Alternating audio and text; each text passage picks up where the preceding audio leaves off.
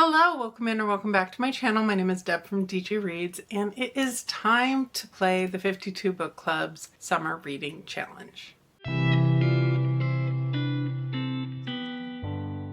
The 52 Book Club is a really fun reading challenge. They put out an annual challenge with 52 prompts, and I use those prompts in my Prompt Ball TBR game to add to my prompt selection, add some variety. And they do periodic other challenges, including summer challenges. And I really had a lot of fun last year playing the Connections reading challenge that they put out. So I was excited when I saw they were putting out something new for this summer. This is their Beach Reads challenge, and it's a little board game style. The idea is you are meant to do each prompt on here once, but there are complications for it. There are different kind of ways you can twist and turn some of these. You can change things up a little bit to make it a little more personal. One of the things tied to this is you have a game card with genres on it, which I will show you mine, that you pick 6 different genres that whatever prompt you get, you then roll a genre and you have to fulfill that prompt with a genre as well. So I'm not going to be doing all of the prompts in this video, but I thought it would be fun to spend a week going through and seeing what my dice decide. So without further ado, let's go ahead and do the first roll and we'll figure out what we're going to start with. Okay, we are going to be using the tray that I just made in my most recent craft and read video, because let's put it to use and let's see what our first roll is going to be. 4. Okay, we've got 1.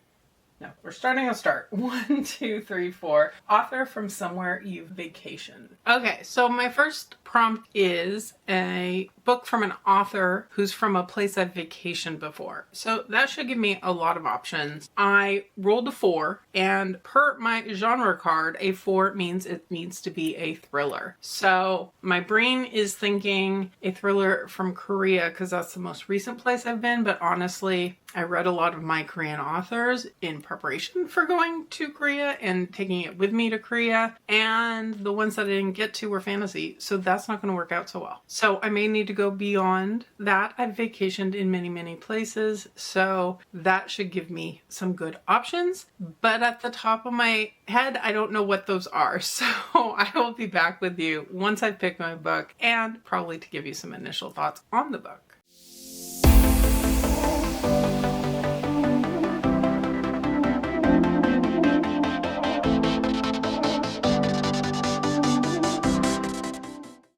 Evening. I had a bit of a rough day.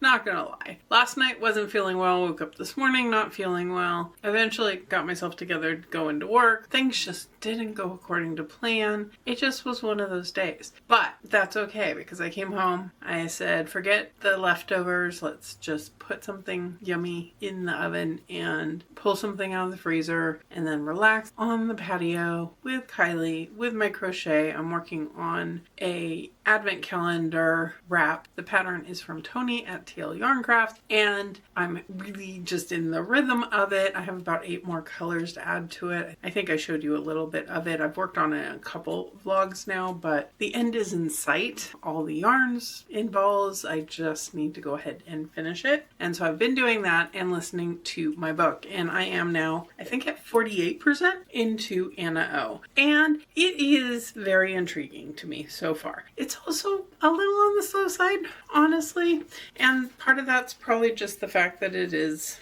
400 pages, and there are a lot of questions in my mind so far. So the premise in this one is many years ago, this woman named Anna, who is known as Anna O, or Sleeping Beauty, she was known to sleepwalk, and while sleepwalking, she murdered 2 of her friends. And then she just has never woken up. She's been in a hospital, she's been under care ever since then. Well, it's getting to the point where they need to either charge her for crimes or release the crimes. I don't know if it's statute of limitation running out or what's going on. This is also in the British legal system, I believe, which is why I also realized I didn't tell you why I picked this book. I picked up this book because this author was from London, or at least he lives in London. And I struggled finding thrillers on my shelves from places where I've vacationed as opposed to lived. I found several that were in LA, but you know, I live here. I don't vacation here. So I just started going through every thriller and picked the first one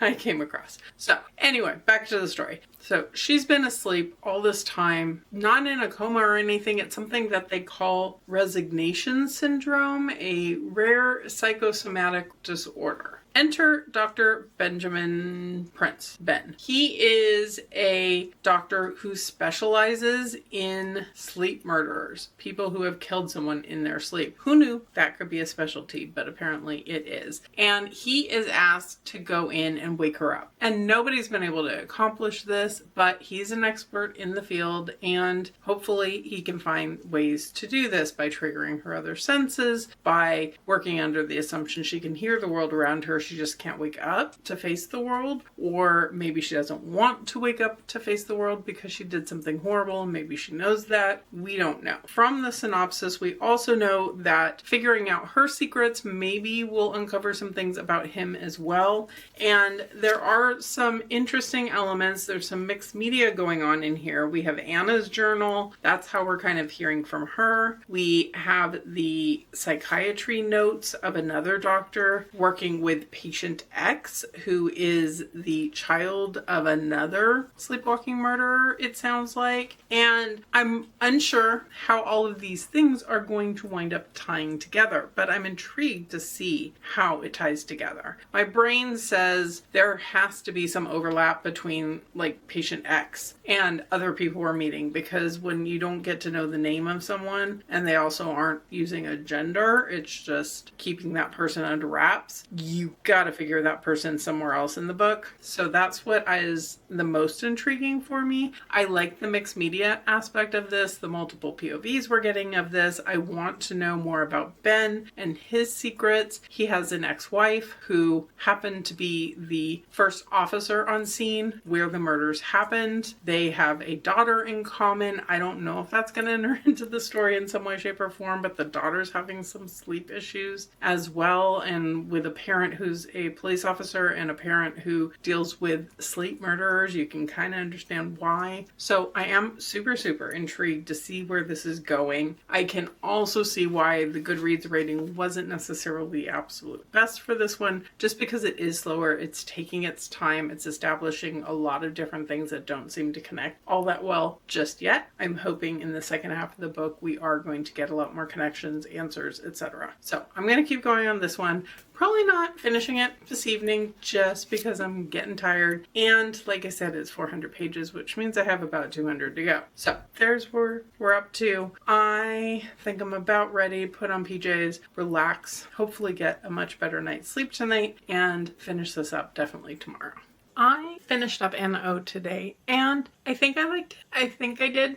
I think I had a few mixed feelings here and there. I do think it ran slow. I do, though, like some of the twists and turns that it took, and kind of the fact that the author went a couple directions that had higher stakes than I thought they might, and I did like that. I felt a little bit removed from the characters and the emotion of the story, and I'm not sure why that was, if it was just the nature of the story and the storytelling, or the fact that it was audio. I didn't necessarily feel the feelings that the characters said they were feeling. I do also think that there were slow moments through the book, but I think it was such an interesting idea, and who's telling the truth, who's hiding things, what are the kind of implications of doing a crime while you are asleep, and what's the legal ramifications of that, what's the guilt level of the person who didn't know what they were doing, or we think they didn't know what they were doing. I don't know. There are a lot of questions. This would make a really good, I think, discussion book. And overall, I think I'm settling on like a low 4 stars, because even though there were some things that kept it from being 100% hooking, it really did keep me wanting to go back to it, wanting to continue on with it. And ultimately, I read this in a little over a day, which for a 400-page book, and I wasn't feeling well yesterday. I wasn't feeling my best today either. So even with that, I did keep wanting to get back to this. So we have a win overall from this one. So that's that started us off on a good note, and it also means we get to figure out what comes next. Okay, I meant to find like some stickers or something to be able to mark off which squares we've already done, but we're just gonna put a little happy face here for finishing the book, and that's where we were last time around. And then, you know, there's birds on the beach, so we can use our little bird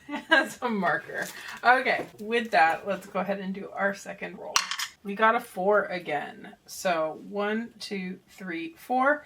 The final page number, even or odd, we need to roll even or odd. So 4, we know it needs to be a thriller. And then let's roll again to see even or odd for our page count. 2, so an even. We need a book ending on an even page count that is a thriller. As usual, it took me much longer than I expected it to find a book, because I found several that I could not get on audio, and since it's the middle of a work week, I definitely wanted an audio book. And then I found several that had odd page counts, which is not helpful. So I finally found one that is one that I've been meaning to get to. It is a gifted copy I received from Valentine, and that is Jenny Cooper Has a Secret by Joy Fielding. What I remember about this is we are following a woman, and a dementia patient reveals a secret or something sinister. I don't know exactly what, and she winds up having to figure it out, but it says it's a psychological thriller. So it accomplishes the thriller goal, and it ends on page 3 something. I swear I checked it a second ago, but now I can't remember. 334, so an even count. And what does it say? Our main character is reeling from her husband's death and best friend's dementia diagnosis. 76-year-old Linda feels lost and alone. Her beloved daughter and son-in-law have moved into her house to keep her company, but the constant bickering quickly turns their presence into yet another worry on Linda's long list. Linda goes to visit her friend at Legacy Place, a memory care facility, where she meets Jenny Cooper, a 92-year-old dementia patient who makes a shocking confession. She kills people. Linda dismisses the secret as confusion of an ailing mind, but Jenny seems strangely lucid during their visits as she recounts stories of her many victims, mostly men who'd hurt her. Then a fellow patient at Legacy Place dies. Everyone else sees it as a natural death of a sick old man, but Linda can't help but wonder, is there any chance Jenny's telling the truth? So it sounds like an interesting one. I have been meaning to pick it up. I forget when exactly this one came out. When I got a copy of it, has to have been probably last year, I'm guessing, but it's definitely been on my shelf longer than I meant to keep it on my shelf. So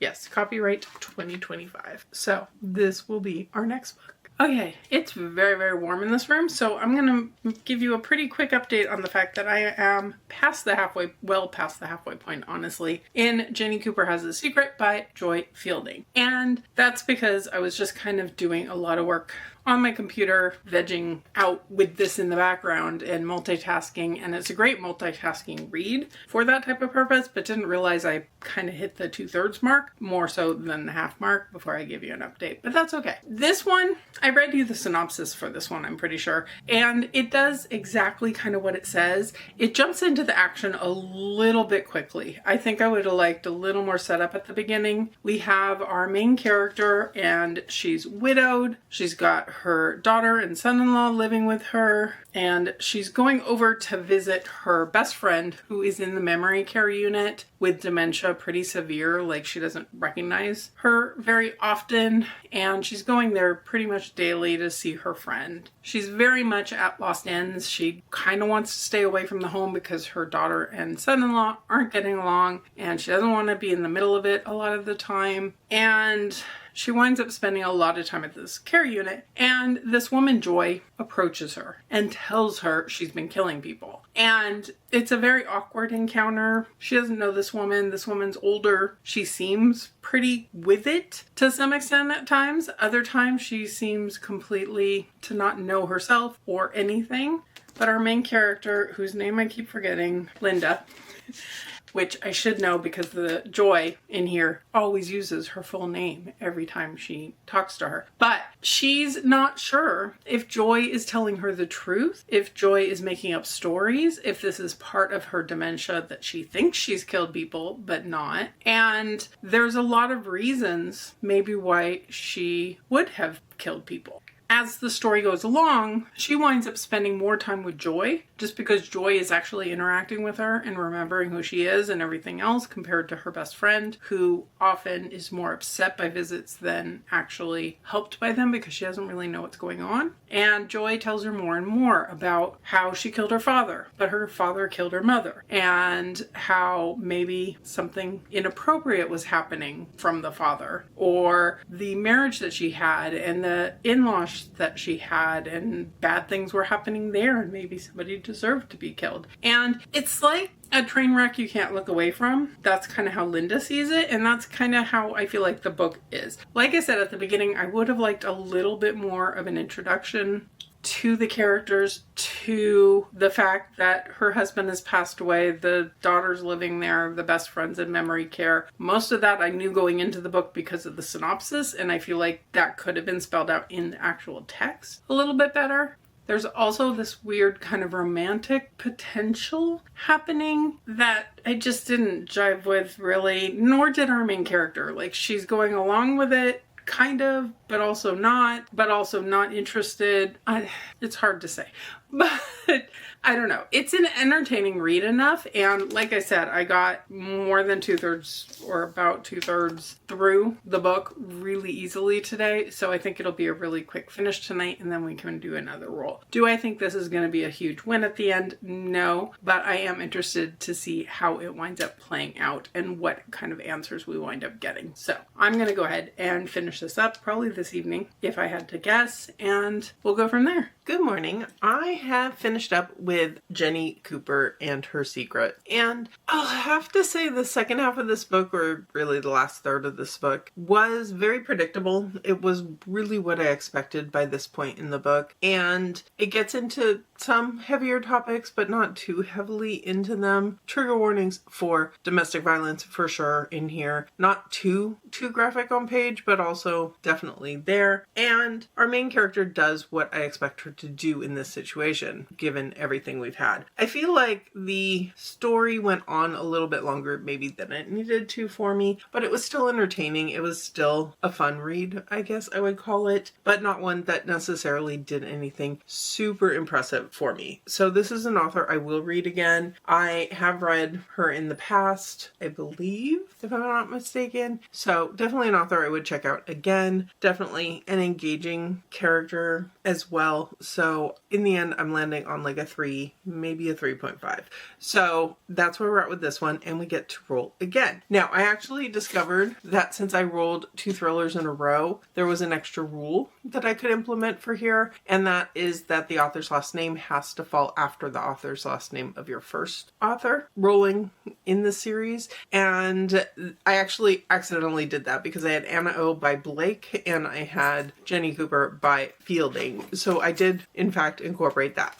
Now, if I roll a 4 again, the rule for 3 times in a row is to scramble your genres. So the idea is to hopefully get something other than a thriller on this one. I'm enjoying thriller time, but it would be nice to change it up a little bit too. So let's move over to the board and see what's up next. Okay, I put a little smiley face because we finished our odd or even page number, and here we go with a roll.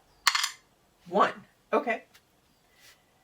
It features an island country. That one's going to take a little bit of research. And 1, I don't remember what genre that is offhand. So let's go look it up. Okay, I double checked my card and we got a new genre. This one needs to be a fantasy book in some way, shape, or form, featuring an island type of country. I have no clue what this is going to be off the top of my head, so we're going to try to figure this out. And I will let you know once I have an update for you. Okay, I'm back really quickly because I wanted to show you what I found. On my TBR this month, I have Salt Swept by Catalina Watt. This is an Illumicrate book that I have. It is rather gorgeous. I really do like the sprayed edge on that there. And there's an octopus on the back of it. I'm scared of it because the ratings on Goodreads are really, really low, and it didn't even apparently get published in the US. Like, they didn't even bring it to the US, which can't be a good sign. So I don't have an ebook. I don't have an audiobook option because it's not out here. I think it was on my TBR for lowest rated book on my TBR. I'm expecting this one very well could be a DNF for me. So I'm not going in with high hopes, but I picked it up because I know it's, you know, set at sea largely, but the map, all islands. So I think this one will work for this prompt. Do I look forward to starting this? We'll see. We'll see how it's going. It'll have to be an eyeball read. It's going to take me a little bit of time for that reason. And I don't very often read my hardcover special edition pretty books because I worry that I will ruin it. But we will see how it goes.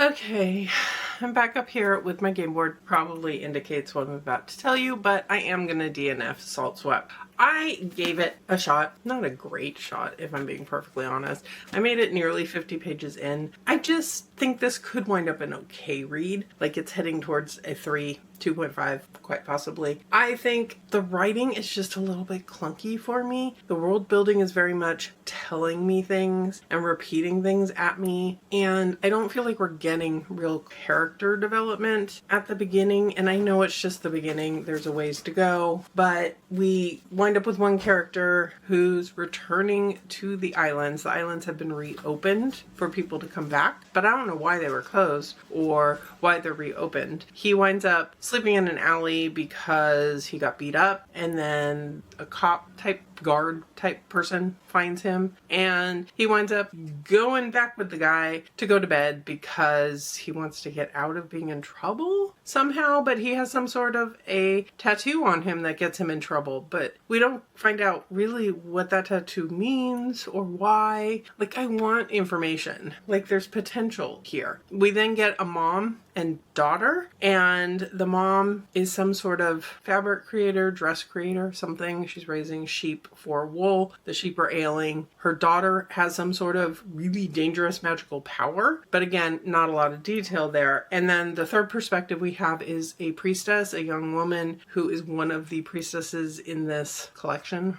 Her and her sisters, they are doing something magical-ish, and we find out pretty early on in her perspective that the king has died, which means they're going to need to pick a new high priestess, and she's the only one who knows this because they haven't told everyone yet. And there's a lot of telling, not showing. There's a lot of lack of world building, and what world building is there is being thrown at me and repeated to me, but then not elaborated on. I went into this with pretty low expectations. I think it's hitting those, and it's just not for me. It's not going to grab me, especially a book that I can't get on audio, that I can't get on ebook, that I have to read in this admittedly really pretty format, but I don't think it's going to hold my attention enough to sit and actually read a full fantasy novel with just my eyes. So we are putting this one down. I did debate what I would do with the DNF in this case. I mean, the idea with this challenge is to complete all the prompts. I don't feel like I completed this prompt per se. So I'm not going to mark this as completed, but also I'm going to move on. I'm not going to try to find a different fantasy island book. Maybe if I land back on this one, we will have better success. But for now, let's go ahead and do another roll. Okay, we're putting our bird back on our island, and let's do a roll. 5. Okay. 1, 2, 3, 4, and 5. Free library, roll again. And that means that whatever prompt I get next, I don't have to worry about what genre it is. I can pick whatever genre I want. So that's fun. Okay, 2. 1 and 2. Publisher you haven't used for this challenge yet. So that should be pretty easy. Okay, because I landed on free library, I can pick any genre for my next book. So that helps me out. And then the prompt I got is for reading a book from a publisher that I haven't used for this challenge so far, which is easy because I've only read a couple books. So Anna O is a Harper release, and then Jenny Cooper Has a Secret is a Ballantine release. And Salt Swept, if we count that one also, even though I didn't really read it, didn't even come out in the US, but it is Hotterscape is the publisher for it in the UK. So I have to avoid those 3 publishers, which should not be hard. So the book that I'm going to go with, because it is one that some friends are buddy reading with Cassidy, that covers with Cassidy's Patreon, is Verity Guild by May Corland. This is a new release. It's pretty recently out. I don't remember exactly when it came out, but I picked it up in Palm Springs when I was on vacation there relatively recently, and I picked it up specifically to be buddy reading it in July. So I'm excited to get to this one. I have the audiobook, I have the physical copy, so it gives me multiple options. I do have to go and get some maintenance done on my car today, so I'll probably wind up taking this along with me. Maybe not the dust jacket, but ooh, it's also pretty under the cover. Oh, and publisher wise, this is a Red Tower release, so definitely a different publisher. So I'm gonna get going with this one. Hopefully this one is more of a win. Cassidy has been reading it and did say she thought this could be one I would enjoy, so fingers crossed.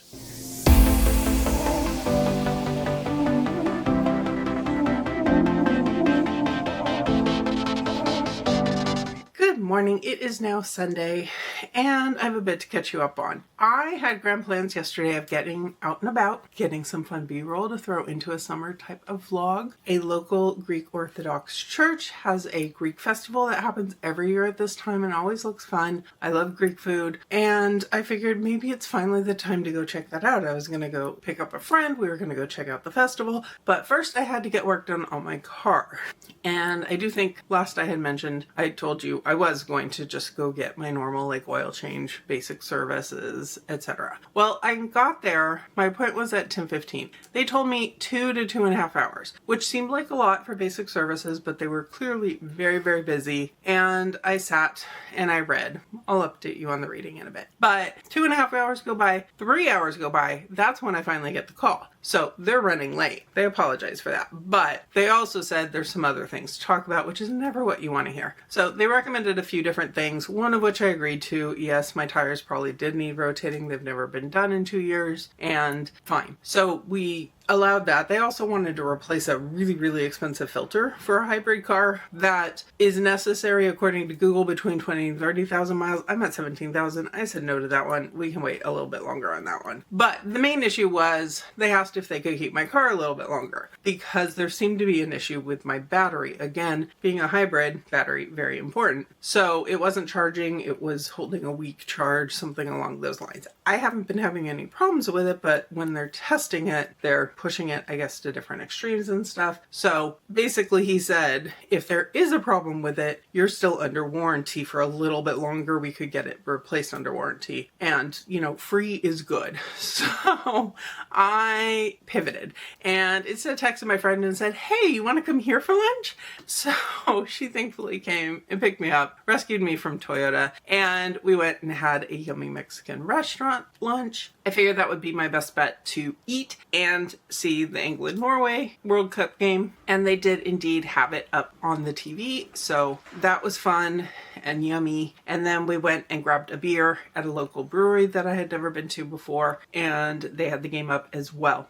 It was really funny because the Mexican restaurant was full of Norway fans. The brewery was full of England fans. So it was a very different vibe in both. But wound up missing the end of the game because I had to go back and get my car. But good news is it was an issue that was covered by my warranty. They were able to get me a brand new battery under the warranty. And hopefully that does extend the life going forward since I have had the car for almost 3 years and I'm starting with a fresh battery. So all that more than you wanted to know, I'm sure, but it made for a very chaotic day. By the time I made it home with my car, I did read a little bit longer last night on a book unrelated to this and then kind of crashed out with Kylie very, very early. Like I was falling asleep at 9 p.m., but that's okay. So like I said, I got a lot of reading time in at Toyota, and part of that is I made it to 55%, I believe, in, well, you can't tell what that is, but in Verity Guild. There we go. We'll pulled this out. This is, I believe, a standalone, and it is a romantasy, but also a mystery, a murder mystery with a locked room setting. So it had a lot of buzzwords that definitely called to me. And we are following two POVs in here. The first one is Crochet. I could be butchering that. I know I listened to the audio with the book yesterday in the waiting room, but that's like been a full day ago practically now. In any case, she is the young high priestess. She has some ability to read omens in the bodies of dead birds, and she starts off the book by reading a very bad omen for her people, and she goes to the guy in charge of everything. She tells him about it, and he seems maybe a little concerned, but also he wants to hold off telling everyone else until after the festivities that are planned for like the next day happen, and then they can deal with the omen. Well, things don't go well for him. He is murdered. A temple blade, the type that she would carry, is found at the scene. There's a lot going on there. The other POV we're getting is Taryn, and he is the Praetorian. He's like the head guard in charge of protecting those in charge of keeping things safe, and he is investigating or looking into this death. He is very much looking at Caracia as a suspect. He's very much also going into this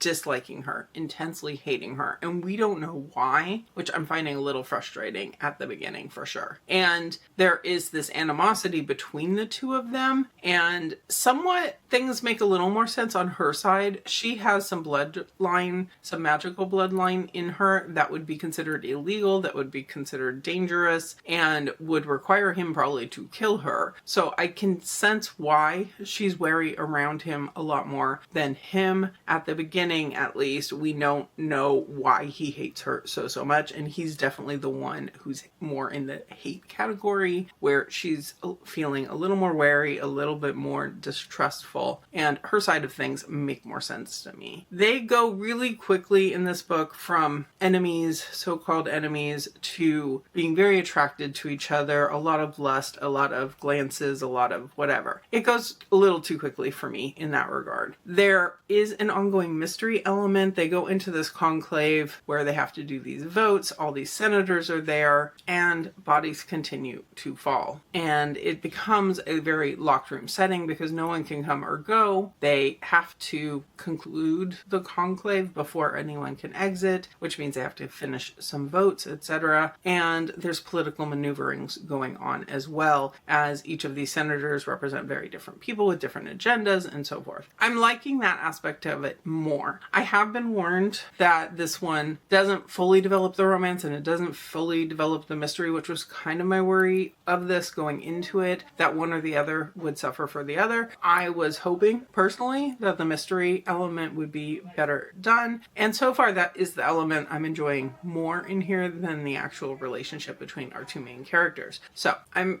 definitely looking forward to going with this. I am happy that it held my attention as well as it did, since I was sitting in a very loud and very busy waiting room. Thankfully, I found it kind of off corner, and over time, the section I was in kind of cleared out a little bit, and at least I was able with my earbuds and the audiobook to block out a lot of the noise. But I am looking forward to sitting and reading on the porch this morning with this, definitely, and bundling up. It's going to be very warm. We're getting into a heat advisory next week, but today's not supposed to be too bad. But I also just got out of the shower, so I have wet hair, which was bad timing on my part. Anyway, we have a live show today for Fury of the Gods, the final book for the current iteration of the Catch-Up Book Club. So that'll be taking up a chunk of my afternoon. But that's really all I have planned today. Otherwise, I want to relax. Yesterday wound up being chaotic and a little tiring, so hopefully today is a little bit more chill. Okay, I've been having a lovely morning, just sitting outside working on some of my crochet, hanging with Kylie, and I did finish my book, which again doesn't necessarily mean much when it's in a cover, but I do like these covers for taking my pretty books out and about. Anyway, I did finish Verity Guild, and I misspoke earlier. This is not a standalone. It's just not labeled as a series on Goodreads or Amazon or the library, any of those types of things. So it does end on a bit of a cliffhanger. I overall was entertained by this.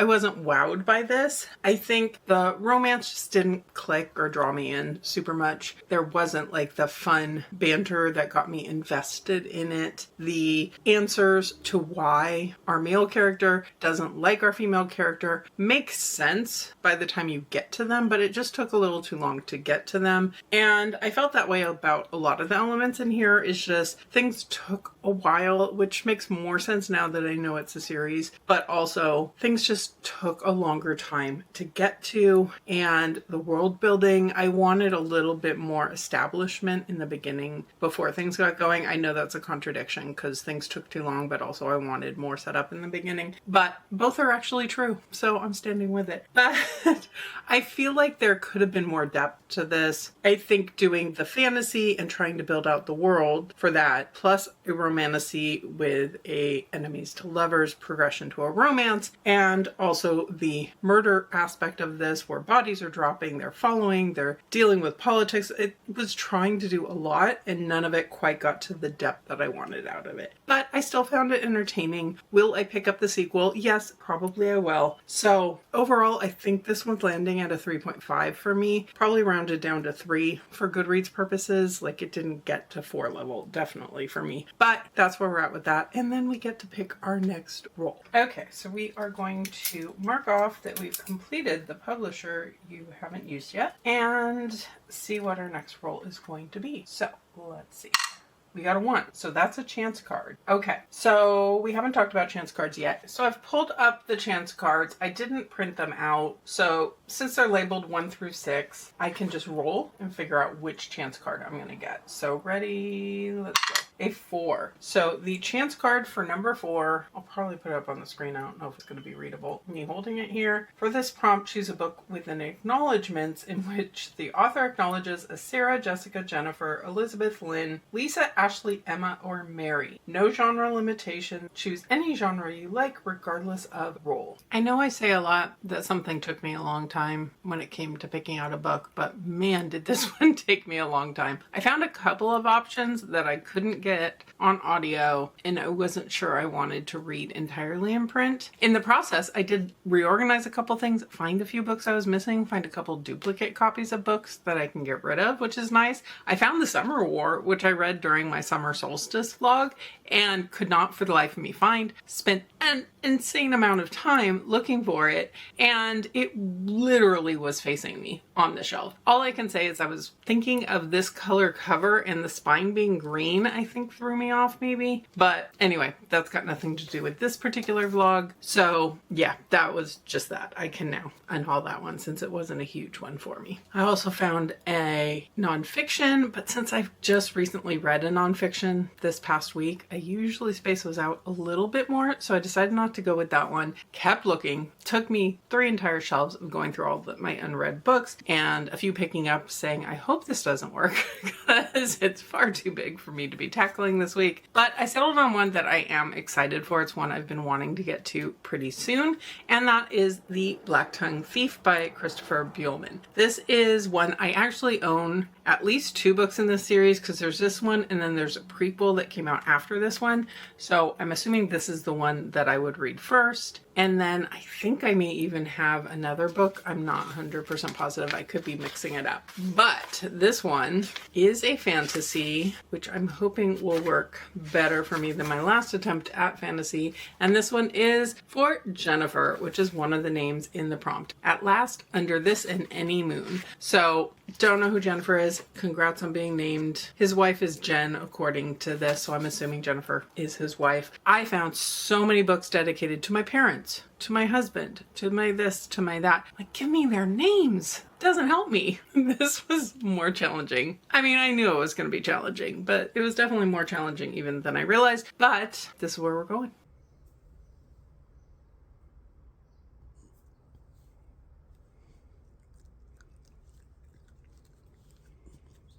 Sunday wound up a good day. I had the live show. Don't know if I had mentioned it earlier, but the live show for the final book of the current series for Catch Up Book Club was this afternoon, and then we stayed backstage for quite a while and just chatted in general about books and life and so forth. And then I spent most of the rest of the day hanging out with Kylie, out doing some reading, catching up on some crochet, working on my hexagons for July. I need to make 15 hexagons each month in a particular color. These are the ones for July, and I do really like this yarn, and I did manage to make 12 of the 15 that I need to make for July. One had already been done, so I made 11 of them today, which is a lot for one day. And while I was doing that, I was reading my book. I started out reading Black Tongue Thief. I took the cover off as I was outside, and it randomly even rained today, which was kind of bizarre. But I started off reading this with the audio and the text in front of me, and then I was getting to the point where I was getting it well enough to be able to crochet with it, so that's how I did most of the rest of it. I'm currently about 45% in, but I'm about to call it a night and head for bed. I figured it was a good time to do a quick update. We are following a man named Kinch, I think. I'm not sure how it's being pronounced because since he's narrating it, we don't hear his name a whole lot. So I could be a little bit wrong about that. But he starts the book off by saying, I'm about to die, or I think I'm about to die, something like that. And he is narrating in the first person. He is telling his story. What we come to find out is he is a thief. He has been trained to be a thief, to know all things thief related. We also learn that he has luck. He also has a magic that's related to reading, where he can read any text in any language. And even though he doesn't know the language or even be able to tell you what language it is, he can still read it and understand it. So these are the things we know going into this. He is in debt to the Takers Guild, the people who trained him. I believe that's my understanding with it. And because of this, he has like a tattoo on his face, something really obvious to people that mark him as this thief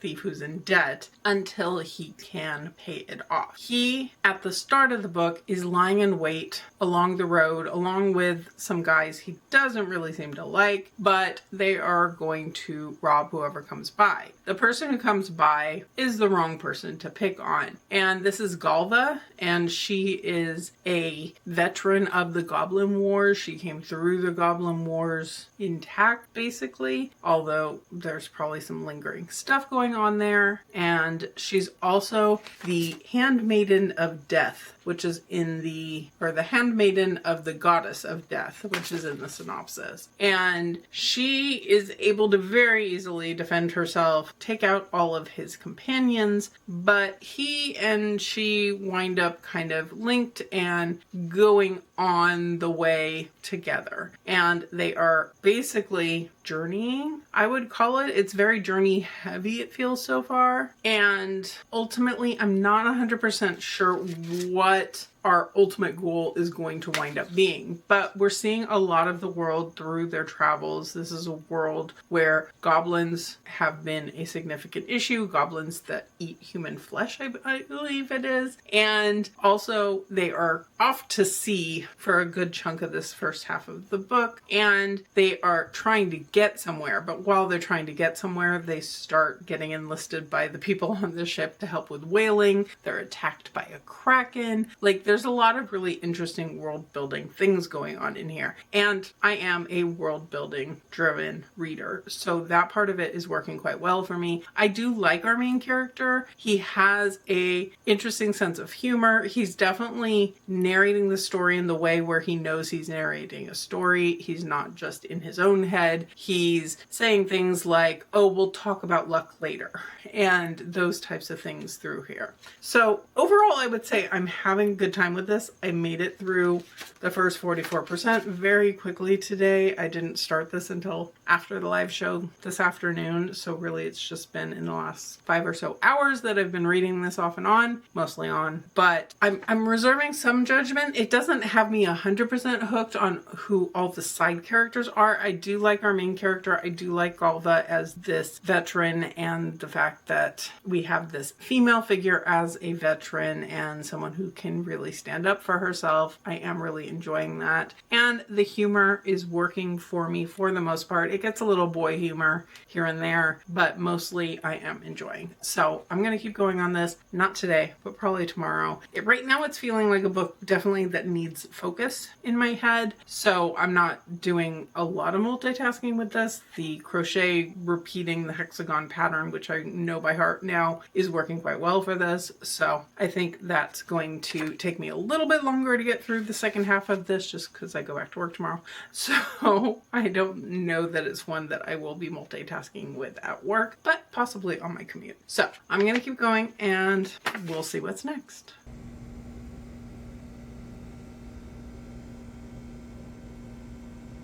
Okay, I wasn't expecting to give you an update this morning, but I've been sitting outside with Kylie doing some crochet before I have to get moving to go to work, and I finished up Black Tongue Thief. It was one of those things where there's like a whole preview of another book at the end of it, so I didn't realize I was as close to the end as I was. So, really quick, do I have time for this before work? Probably not, but we're going to go ahead and do a final update here so we can pick our next book, or at least figure out what the next prompt is before I leave for work. So, I really actually wound up enjoying this quite a lot. I liked our main characters in here. I liked all of the really fun world building elements in here. There are a lot of them. There's magic books, there's tattoos, there's magic and witches and giants and goblins, and there are definitely some, I wouldn't call it gory moments, but there are some moments of brutality happening in here. The goblins again are flesh eating and not really discriminating on who they want to chomp down on. So there's that going on in here.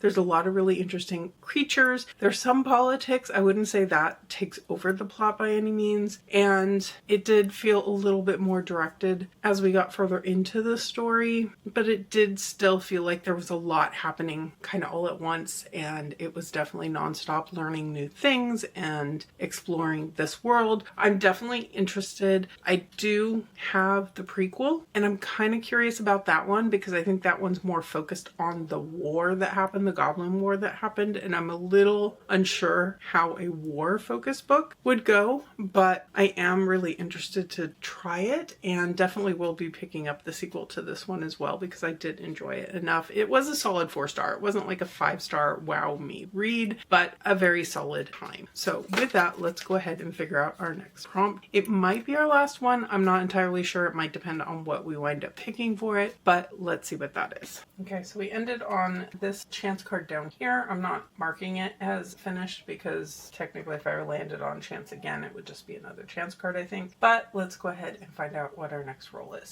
1 again. Okay, so an author with blank number of books. That could be interesting. Definitely one I'm going to have to research today, but an author with 2 books.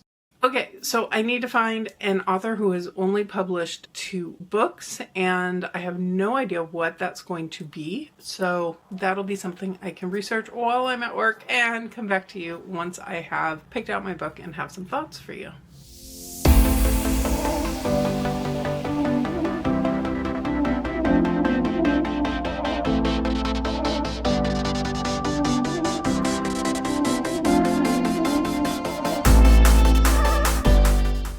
When I came down this morning, my lights were blue. They weren't on when I went to bed last night, so I don't know what happened. Usually if there's a power fluctuation, they go to like demonstration mode where they like cycle through different things. I don't know, so maybe Kylie jumped up, grabbed the remote, decided we needed some mood lighting. I don't know, but apparently that's that. Anyway, beside the point. When last I left you, I needed to find myself an author who had 2 books out. And this was definitely more of a challenge, but I did find a very helpful list of sophomore novels to go through and found one that I had on my shelf, double checked, and yes, this author does only have 2 books out, and that is The Sirens by Amelia Hart. This is one that I had received from St. Martin's Press. It came a little bit after publication date, and I'm really bad about getting to ARCs when they come after the date that book is actually out in the world, because I don't quite have that same pressure to post by publication day, and therefore it winds up slightly getting pushed aside. The other thing with this one I was a little worried about was the historical aspect of it, but primarily I am actually really enjoying this one. The book starts with Lucy, and Lucy wakes up choking her ex-boyfriend. She has no memory of this happening. It was completely sleepwalking, but she also panics because she knows she can't really prove that. They've had a very tumultuous relationship, and things have gone wrong in that have been very traumatizing, and she figures people are just going to assume she did this on purpose. And she decides to run and leave school behind and go to her sister. Her sister Jess has a history of sleepwalking, so maybe she can help her in some way, shape, or form. They also used to be the closest. They used to be best friends, and something that Lucy doesn't understand has happened to put a wedge in that relationship. They really haven't seen each other or even talked really, aside from,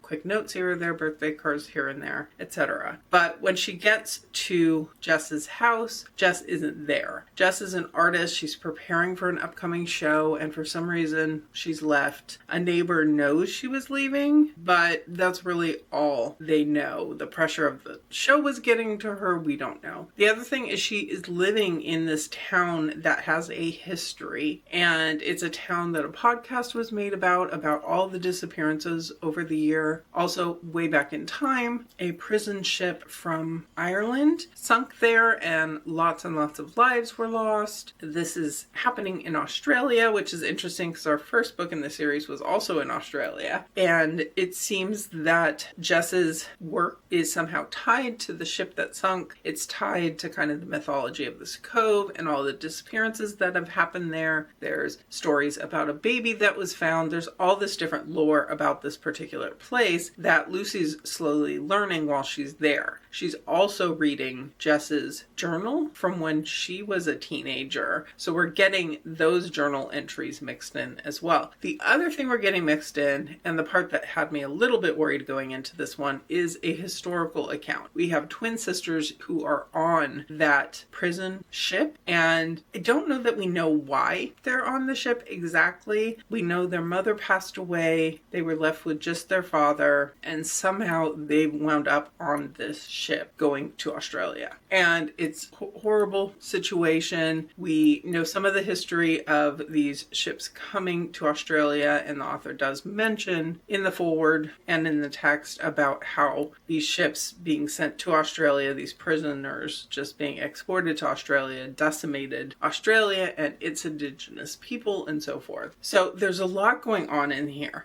I quickly connected with Lucy's POV and even Jess's POV through the journals. The historical took me a little bit longer to connect in with, but honestly, I'm having a great time with this. I think that the mystery of how all of these things are exactly going to tie together is really interesting, because the other element, one thing I didn't mention, is that Lucy has a very, very rare skin condition. She's allergic to water, and being exposed to water actually causes her skin to do weird things and turn into a different texture and color, kind of. And I feel like that's going to be tied to our title about sirens and about the sisters from the past and what Jess is up to with her art and where she's at and all of this. I think there's so many threads going through here that are going to wind up coming together. So I'm really liking the atmosphere of this town, and we get podcast episodes periodically in here as well, so the kind of mixed media-ness of it is working quite well for me. So I'm excited that I finally picked this up. This is one of those books that I keep seeing people love and keep saying I need to get to that and just haven't. So I will be looking forward to finishing this one up today.